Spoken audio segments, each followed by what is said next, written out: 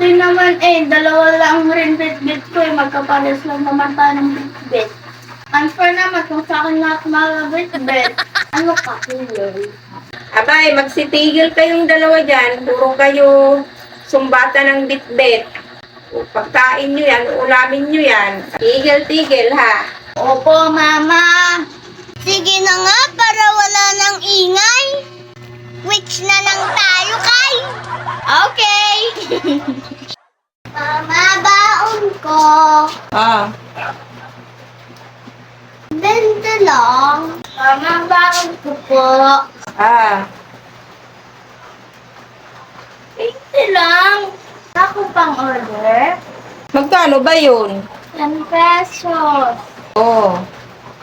Hey. Yay! Bakit si Kay 10 pa? Ako din.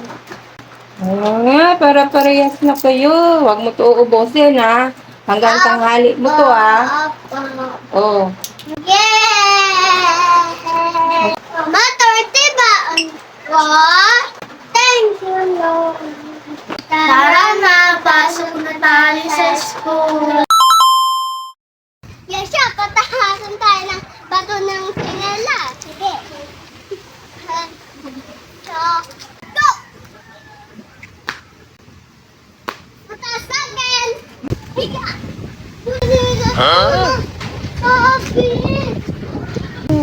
Paano kaya yun? Tatawagin ko na lang si Mama.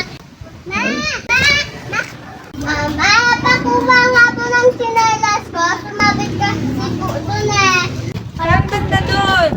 Ayun po. Halang layo.